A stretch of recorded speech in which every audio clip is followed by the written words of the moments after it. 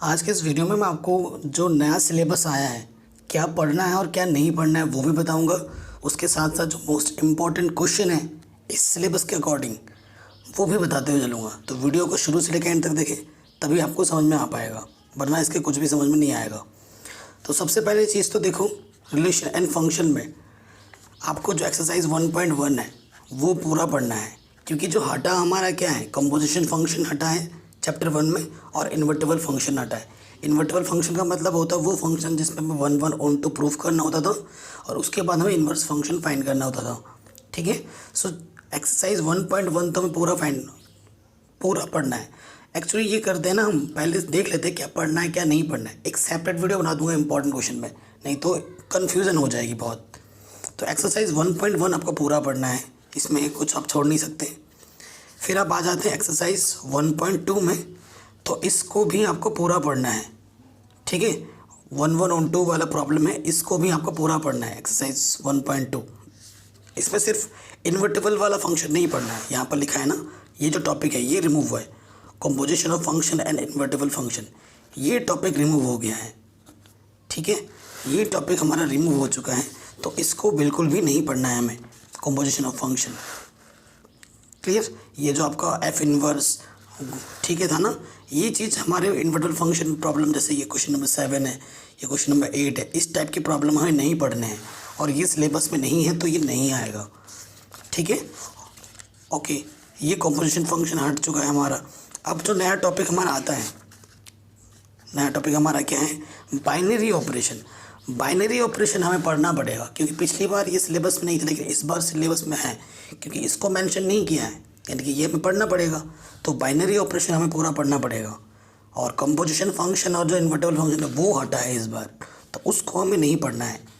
ठीक है, और मिसलिनियस एक्सरसाइज अब जब करेंगे तो उन टॉपिक्स को हमें यहाँ पर नहीं कवर करना है, एक तो इन्वर्टिबल फंक्शन वाला और एक कंपोजिशन फंक्शन वाला, यानी कि जो हम निकालते थे ना गॉफ फॉग इस टाइप के, वो हट गया है।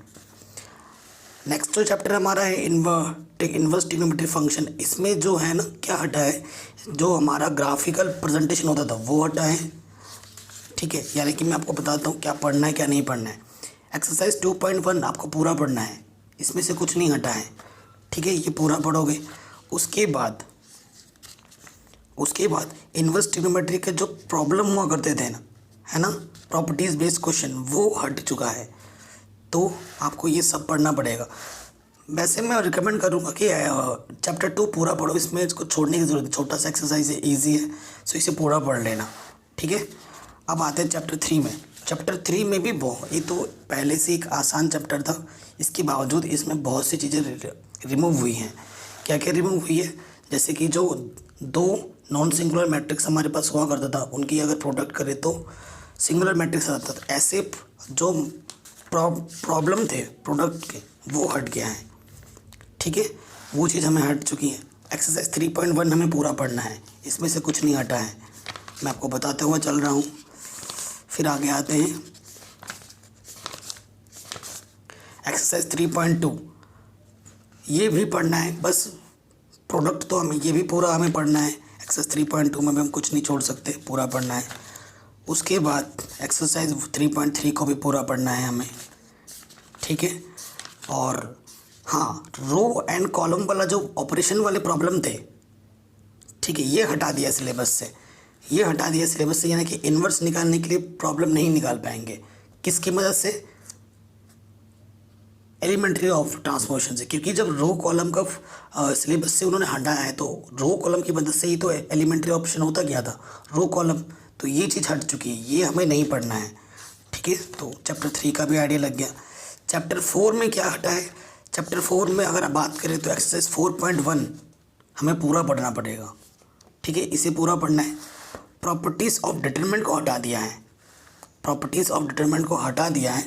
तो प्रॉपर्टीज़ ऑफ डिटरमिनेंट को जब हटाया है, तो प्रॉपर्टीज़ ऑफ डिटरमिनेंट पे जो एक एक्सरसाइज है 4.2, जिस पे हर साल एक क्वेश्चन आता ही आता था, ये नहीं पढ़ना है अब हमें, क्योंकि प्रॉपर्टीज़ ऑफ डिटरमिनेंट से ही ये सॉल्व होते थे।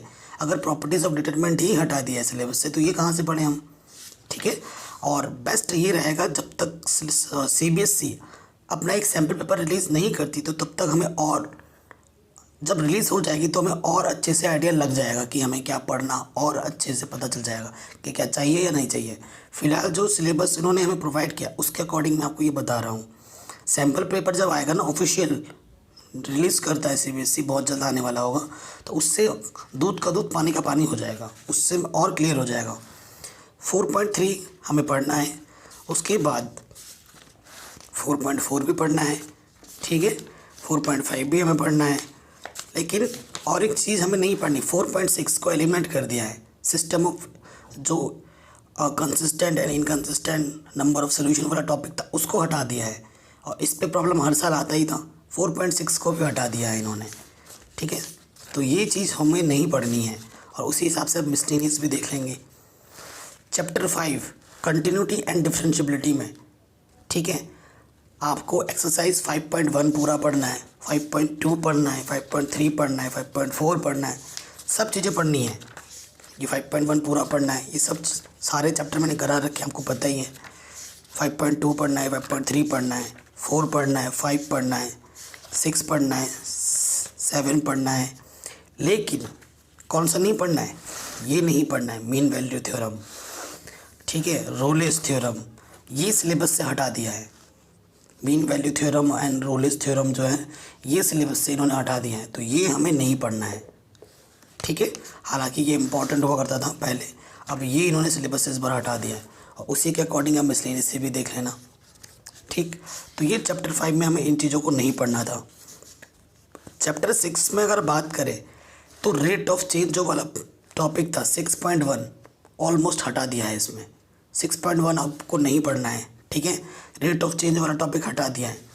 लेकिन इंक्रीजिंग एंड डिक्रीजिंग फंक्शन पढ़ना है, यानी कि एक्सरसाइज 6.2 हमें पूरा पढ़ना है, एक्सरसाइज 6.3 भी हमें पूरा पढ़ना है, ठीक है। और 6.4 हमें नहीं पढ़ना है, 6.4 सिलेबस से हटा दिया है, ये हमें नहीं पढ़ना है, ठीक है, इसको आपको नहीं पढ़ना। बाकी जो एक्सरसाइज है वो हमें पूरी पढ़नी है, जैसे कि 6.5 हमें पूरा पढ़ना है, ठीक है, 6.6 हमें पूरा पढ़ना है, और मिसलेनियस भी पूरा पढ़ना है। जिन टॉपिक पे क्वेश्चन आ जाएंगे उनको छोड़ दो, ठीक है, इस टाइप के क्वेश्चन हमें पूरे पढ़ने। तो ये पार्ट 1 रहा हमारा, जो पढ़ना है और जो नहीं पढ़ना है ये हमें पता चल गया है, ठीक है।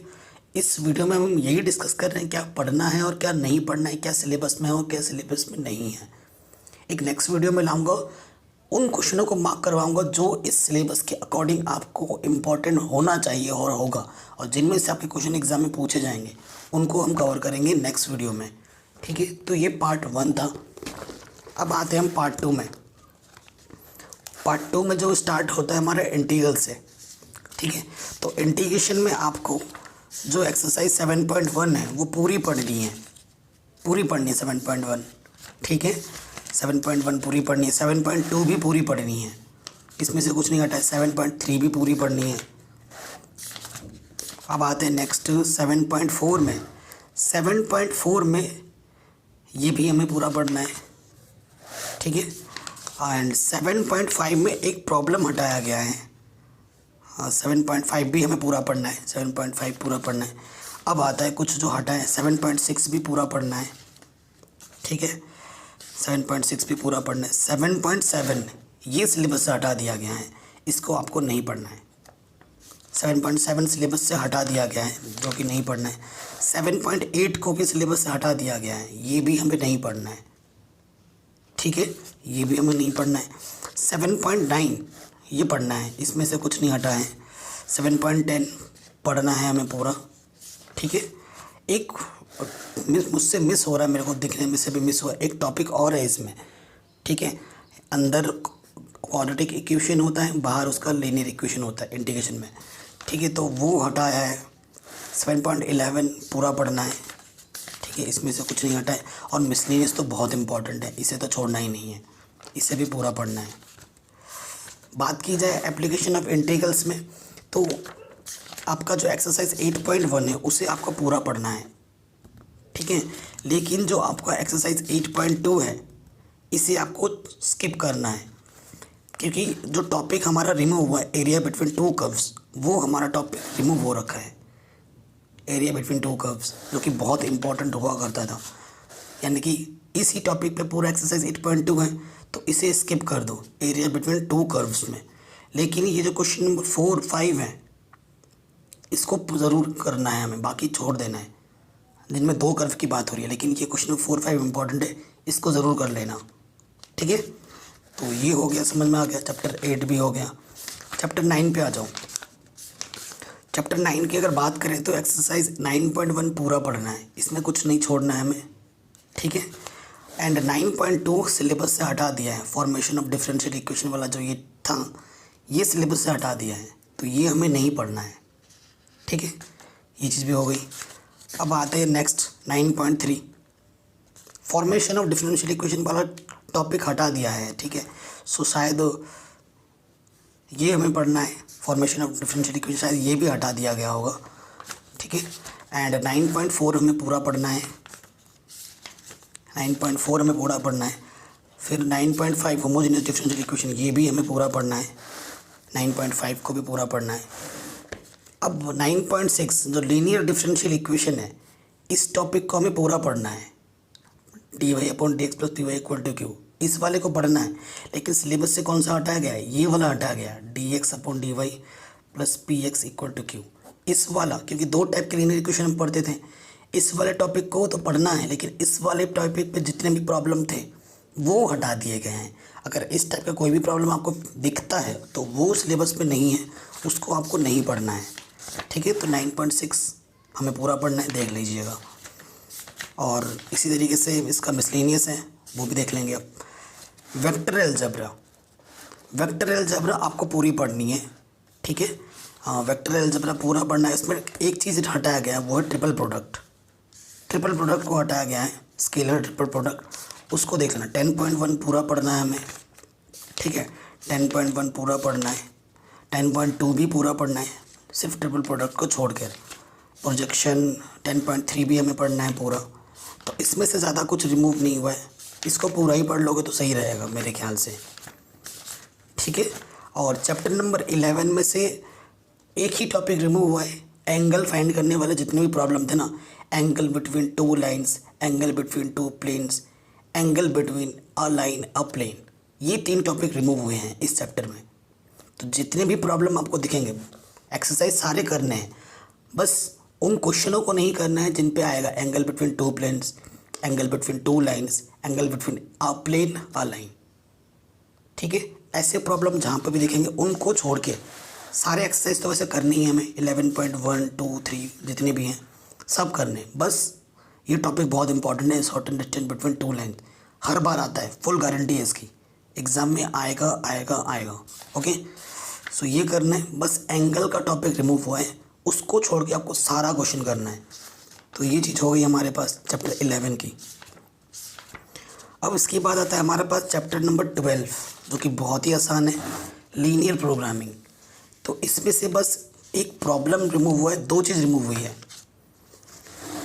क्या हुआ है, अब की बार आपको एक्सरसाइज 12.1 पूरा करना है, 12.1 पूरा करना है, 12.2 स्किप मारो, 12.2 हमें नहीं करना है। क्यों? क्योंकि टॉपिक जो रिमूव हुआ है कि लीनियर प्रोग्रामिंग का जो फॉर्मेशन वाला प्रॉब्लम होता था, जैसे कि ये वर्ड्स प्रॉब्लम है, इसको हमें मैथमेटिकल वे में बना के फिर सॉल्व करना होता था ना, तो ये सिलेबस से हटा दिया, फॉर्मेशन ऑफ लीनियर प्रोग्रामिंग का प्रॉब्लम हटा दिया है। और जो 12.1 आपने अभी देखा है ना, उसमें से जो अनबाउंडेड प्रॉब्लम है वो क्वेश्चन आपके सिलेबस में नहीं है, वो आपको नहीं करना है। कोई भी प्रॉब्लम अनबाउंडेड रीजन वाला आता है तो वो नहीं करना है, वो सिलेबस में नहीं है, ठीक है। पता चला आपको क्या है। बल्कि 12 चैप्टर तो बड़ा आसान हो गया है, क्योंकि वर्ड्स प्रॉब्लम हमें टफ लगते थे तो वो हट गए हैं हमारे लिए। चैप्टर नंबर 13 में 13.1 पूरा करना है, ठीक है। 13.1 हमें पूरा करना है, 13.2 भी हमें पूरा करना है, ठीक है। 13.2 भी हमें पूरा करना है। और उसके बाद बेस थ्योरम बहुत इंपॉर्टेंट है, 13.3 भी हमें पूरा करना है, ठीक है। 13.3 भी हमें पूरा करना है। अब इसमें से सिर्फ 2 टॉपिक्स माइनस हुए हैं, एक तो वेरिएंस निकालने के लिए मीन वेरिएंस, ठीक है, ये माइनस हुआ है। उसके बाद एक डिस्ट्रीब्यूशन माइनस हुआ है, ठीक है। एक डिस्ट्रीब्यूशन 13.4 में मीन वेरिएंस जो निकालने के लिए आता था वो माइनस हुआ है। उसके साथ साथ आई थिंक बाइनोमियल डिस्ट्रीब्यूशन ये माइनस हो गया है। इसको आपको नहीं पढ़ना है, इस टॉपिक पे बनने वाले प्रॉब्लम आपको नहीं पढ़ने हैं, ठीक है। ये चीज़ आपके सिलेबस से अब हटा दी गई है, तो एक्सरसाइज 13.5 छोड़ दो, नहीं पढ़ना है इसको हमें, ठीक है। बाकी एक्सरसाइज 13.1, 13.2, 13.3, 4 तक पूरा पढ़ना है, ये हटा दिया गया है, क्लियर। अब और अच्छे से हमें पता चल जाएगा जब ऑफिशियल सैम्पल पेपर हमारा आएगा। वो आते ही ना हमें दूध का दूध पानी का पानी हो जाएगा कि किस तरीके से हमें और फोकस करना होगा। अगर कुछ हमसे यहाँ गलती हो रही है, मैंने ये जो भी चीज़ बताया सिलेबस को देख के बताया है, ठीक है। अब जब से एक ऑफिशियल सैम्पल पेपर रिलीज़ करेगा वो बोर्ड, उसके बाद मैं और एक वीडियो बना दूंगा ताकि आप और अच्छे से प्रिपेयर कर लें, ठीक है।